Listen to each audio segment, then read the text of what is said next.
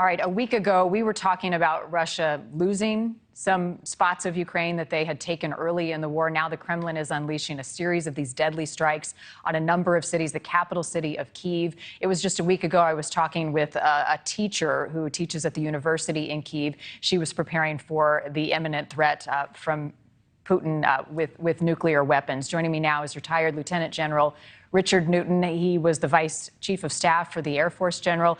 Good morning to you, as always. We were just hearing Andre talk about the humanitarian efforts and the necessary supplies getting to people in need. When you see some of these routes being damaged on the battlefield, how does that impact getting supplies, not just to the battlefield, but to civilians who need it so deeply? Well, good morning, Marni. It's significant, and the recent attack on that bridge that links Russia and Crimea is significant because the Ukrainians have been going after that and wanting to go after that bridge since almost night one when you and I were on air on February 24th. We're going into the 8th month. So the significance of the attack on that bridge is extraordinary. The Russians will repair it, but they also have a supply chain issue in terms of that is the lifeline, if you will, between Russia and their annexed territory of Crimea that they annexed back in 2014. But to go back to Andre's comments, the whole idea of him now attacking civilians as he did yesterday with what my sources tell me were 84 missile attacks and long-range rockets, as well as some Iranian-made drones, is significant, but it's not one where he can sustain it. He's trying to go after the civilian populace, to go after the will and try to do, terrorize them in a point of his position on the battlefield where he's losing. And so he's got challenges with capabilities on the battlefield in his own military, but also trying to break the will of the Ukrainian people. All the while, he's got some very significant political challenges, I believe, back home in Russia. War of attrition, right? That's what you kept saying to me early on in this conflict, that's what we were going to see, and we're seeing it play out.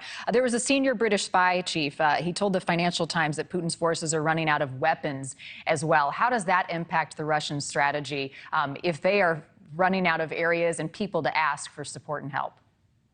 Well, Putin is losing. He's losing on the battlefield, and that's why he's going to, go to these measures of indiscriminate bombing of civilians. And it is. Putin should be called upon as a war criminal, along with a lot of his military leaders, just like Andre underscored.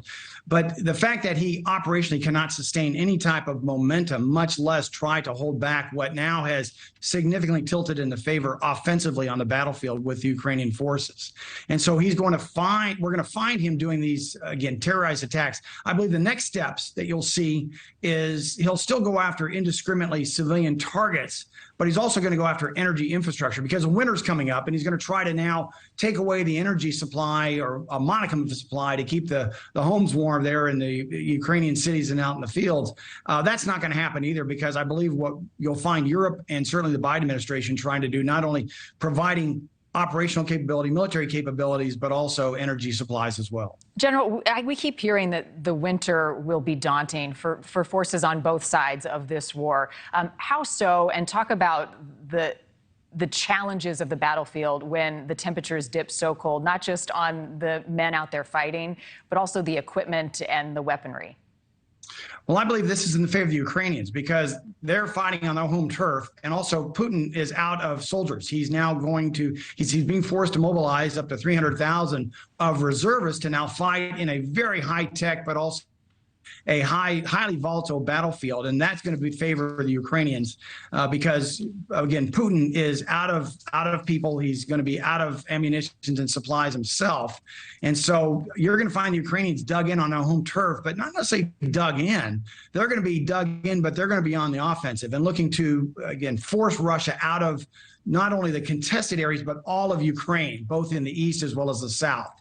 The other aspect of that, as you allude, with winter coming on, is the idea of very poor weather, not only from the ground standpoint, but from the air.